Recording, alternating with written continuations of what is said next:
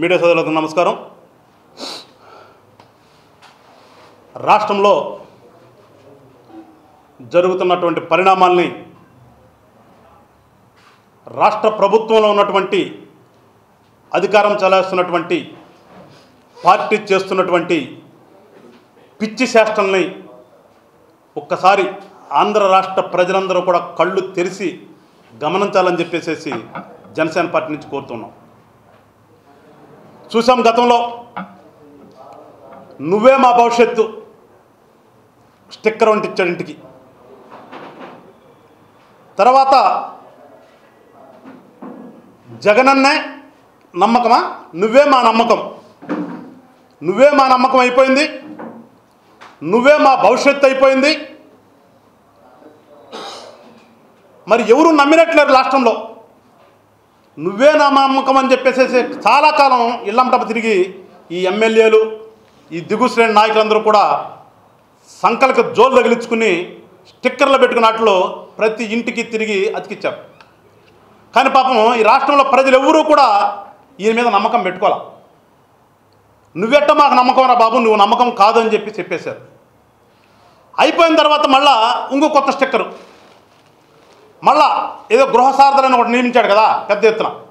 ఈ ఎమ్మెల్యేలు పనిచేయట్లేదు కనుక వాళ్ళైతే పాపం కొత్తగా ఉద్యోగం ఇచ్చినట్టు ఉంటుంది, వాళ్ళు వెళ్ళి అతికిచ్చేస్తారని చెప్పేసి వాళ్ళకు ఒక సంచి ఒకటి రైలుకి సంఖకి నువ్వే మా భవిష్యత్తు అది తీసుకుని బయలుదేరారు. పాపం జనమందరూ కూడా చీకొట్టారు. అరే నీ అమ్మ మా భవిష్యత్తు ఆయన ఏంట్రా బాబు, అసలు ఆయన భవిష్యత్తు ఏంటి, రేపు కోర్టుల్లో కేసులు జరిగితే ఆయన భవిష్యత్తు ఏమవుతుంది, ఆయన భవిష్యత్తు అంటే ఆయనకి తెలకపోతే మా భవిష్యత్తు ఆయనంటే ఏంటి అని చెప్పేసి మళ్ళా చీకొట్టారు జనం. ఏం చేయాలో తెలియక ఆ ప్రెస్టేషన్లో ఇవాళ రాష్ట్ర వ్యాప్తంగా ఒక పోస్టర్లు పెట్టారు. ఒక రాష్ట్రానికి ముఖ్యమంత్రి అయి ఉండి ముఖ్యమంత్రి పదవిలో కొనసాగుతూ రాష్ట్ర వ్యాప్తంగా ప్రభుత్వ సొమ్ముతో ఒక విధమైనటువంటి ఒక ప్రొవోకేటివ్ పోస్టర్ను పెట్టుకోవడానికి నిజంగా ఇతను సీఎం అందామా? ప్రజాస్వామ్యంలో రాజకీయ నాయకుడు అందామా ఇతన్ని? ఎక్కడైనా ప్రజాస్వామ్యంలో ఈ రకంగా చేసిన నాయకుడు ఉండుంటాడా గతంలో ఎప్పుడైనా? భవిష్యత్తులో వస్తాడా ఇతను రాజకీయ నాయకుడు? ఇతను